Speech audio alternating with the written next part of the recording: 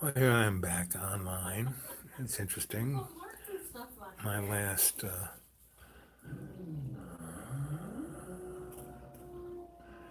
my last live chat, which was moments ago, kind of got started and was there, and you guys were there, and then I was gone. I was talking about things I guess someone didn't want me to talk about. But guys, take two. So I was just explaining how I live way out in the middle of the woods, right? But the same hardships, the same environmental catastrophes, the same, and this isn't weather changes, this is weather catastrophe. And this weather catastrophe was basically scientifically foretold by scientists going back to Jesus. Go look at the Bible. Go look at all the old texts, the Sumerians, all of the above. You'll see they were talking about this environmental issue. They were talking about this inequality of wealth. They were talking about slavery. And as time has ticked by, the powers that be have just gotten smarter and smarter in selling the masses snake oil. We put it in our cars. The first vehicle was an electric car. Nikola Tesla, in his experiments in Colorado Springs, discovered and perfected zero-point energy. The Wardenclyffes was a industrial-sized demonstration model, and it was, Nick was a, luminescent genius, but he was not a businessman. And so he thought Westinghouse had his back, and Westinghouse in the, Great Depression of the 1890s, Morgan put up everything, and he had a cabal of buddies, Mr. Ford. Why do you think Ford had the assembly line? Because Mr. Morgan paid for it, And why was the car built with an internal combustion engine? Because Mr. Rockefeller, gasoline used to be a byproduct that they used to have to burn off. He said, well, we got to learn to do something with this. Ooh, the internal combustion engine. Well, that runs on hemp. Well, that runs, we'll stop that. Make that illegal. And we'll make the internal combustion engine run on gasoline. It took them 30 years to figure it out because it was so volatile, it would blow the engine up. Hemp was perfect. Made alcohol was perfect. But people could grow it in their backyards. They could have their own oil field in their backyard. The powers that be want everyone addicted to their lifestyle. Have them do what they want. We're all slaves. And, the Civil War was not about slavery. It was about a means of production, whether we're going to be an agricultural society or an industrial society like England had become. And we're owned by England. The War of 1812, the English came in, and basically they were like Donald Trump. They said, okay, this is the way we want it. We said no. They kind of came straight up the Potomac and burned and killed everybody in their path, and, burned D.C. to the ground, and then said to the old doddering founding fathers, okay, we're going to have this thing called a special relationship where we say jump and you say how high. And in every war, what was the U.S. Marines and Navy doing in China during England's, war with China over opium? The Opium Wars. And the Opium Wars weren't China trying to sell us opium. No, it was opium from India being forced down Chinese throats because China wanted gold for their commodities. And that's what's happening with Donnie today. That's what the trade war is about. Not, the balance of payments. No, that's a ridiculous thing. China owns our our treasure, owns us, basically. And they've gone into Africa, and, in the last 10, 15 years, they've put trillions of dollars building highways and railroads and airports and ports because they're moving into Europe. They're going to own the world. But they don't know they're being played themselves, you know? And the powers that be that no one even know, it's not the Illuminati, it's not the Rothschilds. Those guys are just poster children for the powers that be. The only thing that can overthrow this is humanity. Humanity is part of God, because God is love. Love is everything. We have to view all our relations as our brothers and sisters. Every animal, every species has to be as important as we are. We have to set ourselves up as co-creators with God's love. I don't believe in anything. Everything, we are just ugly bags of water. Our bodies are our avatar. Our consciousness is with God. Now, we stepped away from the garden, which is where God and our conscious were one.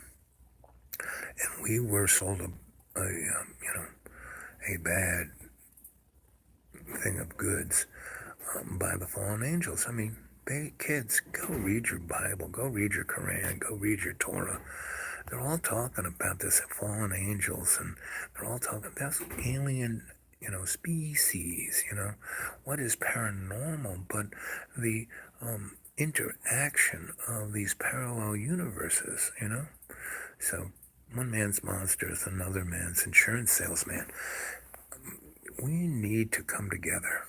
We need to step up. I keep talking about getting the band together, bringing the circus on town, I wanted to bring back the traveling video art circus. I showed you pictures of all the art and culture and music and everything we did. I mean, what are they cutting out of schools but art and music?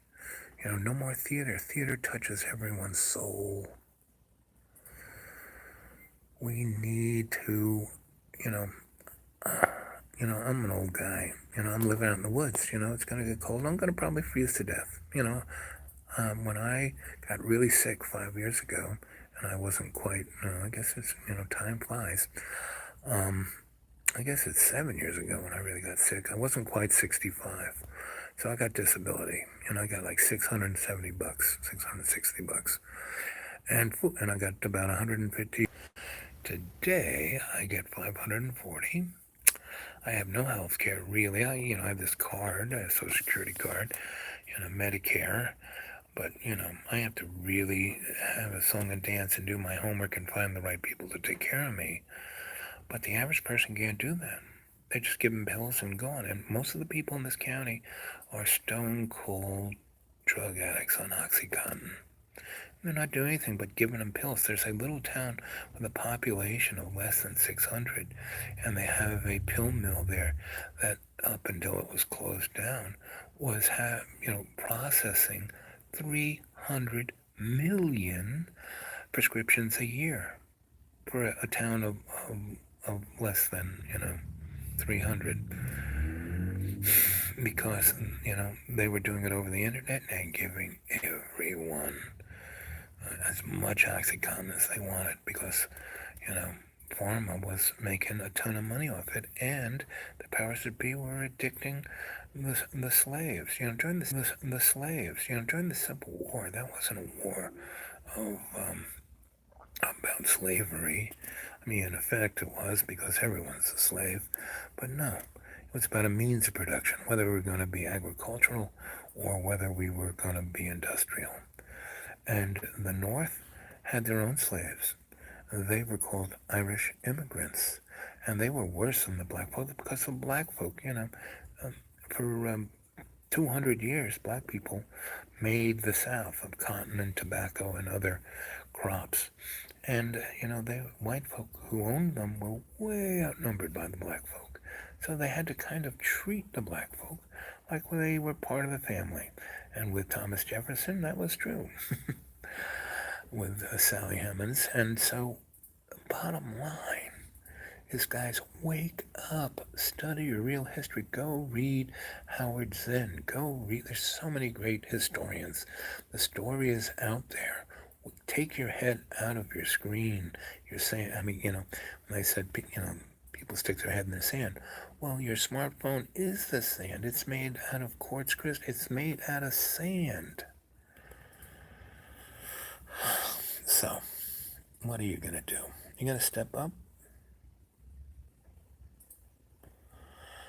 Yeah, well, I'm the best looking dead guy there is. That's what my doctor keeps telling me. Because I got stuff, I should be dead, but I don't take any of the pharma. I didn't let myself get chemoed. I didn't let myself get, microwaved. I didn't let myself be exposed to ionized radiation. I changed my diet. I lost 200 pounds. I'm careful about every step I take. And I bless every breath I take. That's what keeps you alive. Being in connection with all my relations. I live out in the middle of the woods under a tarp. Now, around here we don't get a lot of snow, but hopefully, right now it's 82 degrees. Mid-October, 82 degrees. Hopefully it will stay this way till February. And last night it was 70 at night. I got up, went outside, looked at the stars. It was 70 degrees. Things are afoot, gang. We don't have a constitution. If we ever did have one, martial law is just a few steps away. What are you going to do? I mean, I know a lot of police. I know a lot of military people. And I keep saying, are you ready to shoot grandma? So, you guys need to, and I keep offering you, hey, come visit. I'll show you how to turn lead into gold. And the lead is the trace elements in your ugly bag of water. And the gold is God's unconditional collaborative love with you of your higher conscious. So what are you going to do? You're going to say, hey, Bob, how you doing? You look so good. No. Or why don't we have a little conversation before they see fit to knock me offline? How do you feel about this? What do you want to do? Come on, I want to hear. This is supposed to be a live chat. There's one of you left. Let's see you make a comment about what your life is like. Is it worth anything? Or are you just, trolling the net? You're going to go from me to Amazon and buy some socks.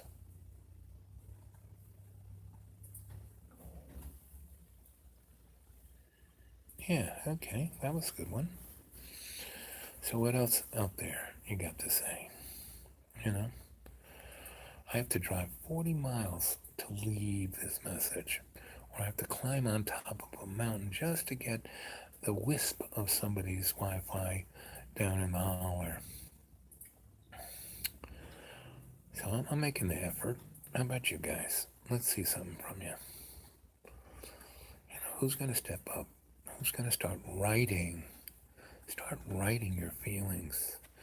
I got this blog, X-rated, XRATTED.blogspot.com, and it's listed as Griot Publishing. And so this thing's a mirror. I'm looking at the reflection. Old guy with a big white beard. But still my hair is, what left I got of it is still almost a color other than white. But go to my blog spot, read my writing, and, I would love it if other people put stuff up there. It's a blog. Other people are supposed to put stuff up there. My Gmail, thedudeawake42@gmail. And, there should be more people than 180. Yes. Every one of you 180 are really sweet, and I love you all. You're my family. But there should be, 180,000 people on there. Someone out there should help me get a one of those little things that people can put money in my bank account.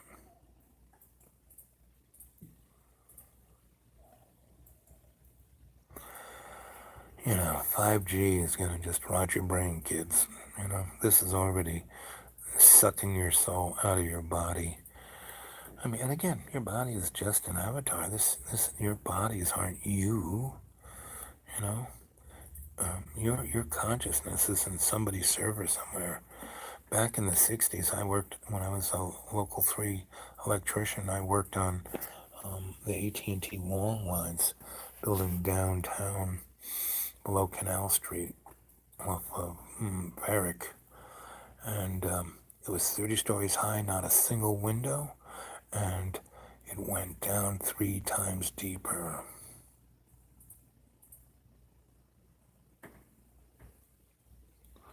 Tipperary, I love Ireland. Yes, I was a West Coast boy. I was Glendore, a county. Skibbereen was our county seat. The Ring of Kerry was my favorite, but what I loved, and when I showed you pictures of it on the last live chat at the library, of pictures of Ireland, and how the mountains came down to the sea, and the old crone lived on top of one of those mountains. And her top of her, where her, the top of the mountain was this little valley on top of a mountain, and it was one gigantic little meadow, and one gigantic little meadow, and a little pond in the middle of that, and the moisture would collect all the way around and go down the streams into her pond, so she had the freshest water. It was always being condensed.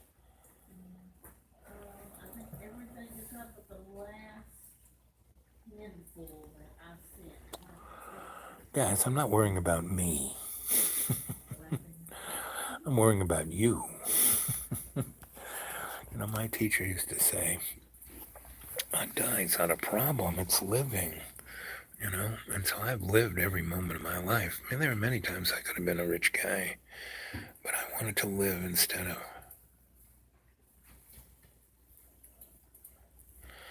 Yeah, there were a lot of trees up and around. And that one picture where I said, oh, there was this little road that went up the hill, and, if 2 cars were going different ways, one would have to back up. Anyway, that's where she lived up there. And I showed you a picture of a pub, which was all there was of this little town closest to her. And its notary was it was the highest pub in Ireland.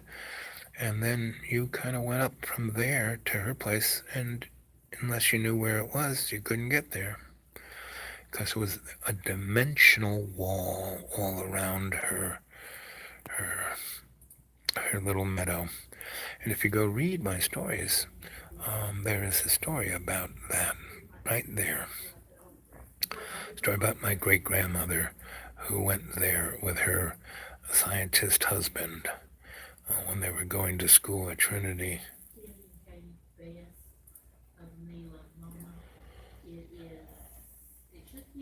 Do I actually have a place? Well, I have a place, but once it gets cold, might be problematic for me. So if anybody wants, once December shows up, I'm hoping that, global weather calamity will make it 80 degrees all winter long here, and then I'll be fine, because I got great water, but if it's like as cold as it was last summer, I'll be dead. So you guys want to put me up someplace, your house, your garage, I'm up for it. Especially if you want me to come and help you spin up. I want to take this on the road. This, I've done this many times before, and it's a moneymaker. We have the freely inquiring society. Every college in America has what is known as Student Activities Fund. And every student chips in $200-300 a semester, and they got to spend every nickel. They're desperately looking for people to come put on a show. And I tell you, I've done this 3 times before. It's loads of fun. So if you want to keep your Burger King job, hey, that's your choice. But if you want to change the world, you want to have a choice, you want to have some real fun, get a hold of me at the dude awake 42 at Gmail, and let's start a conversation. I mean, I am not computer literate. I mean, I was in a seminary in 1964, and I was being, bred and shown to be, a rocket scientist for the Pope. That's when I was an engineer type. And my first computer teacher was one of the guys who was in England building the first computer with a gay guy that broke the Enigma codes. And he told us all about artificial intelligence. He told us all about, in 1964 and 5, he said, at the year 2000, there's going to be a disruption. Not a big deal. They just had to make some patches, but a lot of people will make money. And he said, from that point on, computers will take over because those patches will patch in artificial intelligence. We'll take it out of the bottle.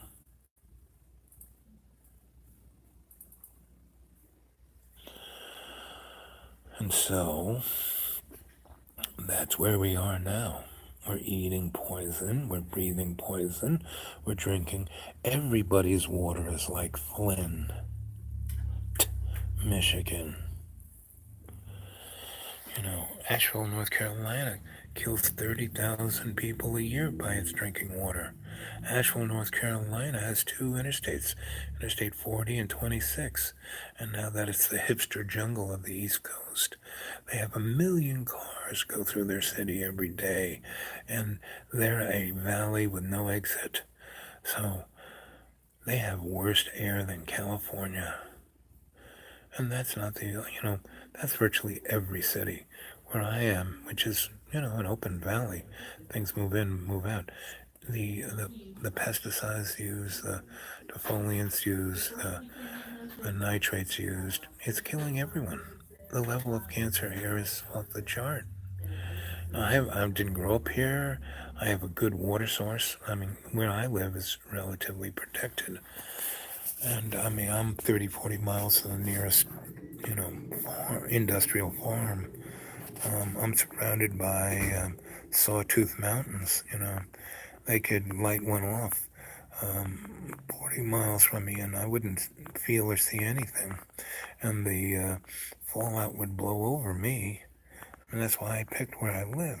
And I thought I'd have a little bit more money. I thought I'd have built my bolt hole by now, but I thought we'd be toast. By the stuff I saw in the early 70s out in the Southwest, I thought we'd be history before the century. But here we are, almost 20 years in. I'm amazed.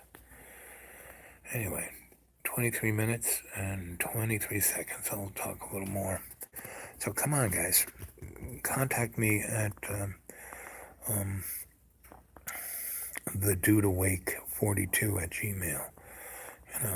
I'll come and visit, I mean, I have just pennies, but I'll, stick it in my car, say a few prayers, and try and make it to your neck of the woods. I don't have, they're not going to let me out of this country, so, that's why Donnie's building a wall, not to keep the Mexicans out, but to keep us in. And Donnie is just a poster boy. I mean, he's got the attention span of a goldfish. It's he's not running the show. Just like Georgie W. wasn't running the show. None of the congressmen or senators are running the show. The Saturday Night Live did a really last Saturday great one of like the senators being in a locker room and snapping towels and making sexist jokes, and that's where we are, kids. It's always been that way, and it will always be that way until you get involved, until you turn your ugly bag of water to gold. So here we are at 25 minutes I'm going to head off at 25 minutes, 25 seconds. I just want to tell you how much I love you all, and I want to hear from you all, and I want you all to go out there and get 10 people to subscribe and become family. Let's get my numbers up above 1,000. Let's start planting the seed around town. Come on. Okay. I love you guys.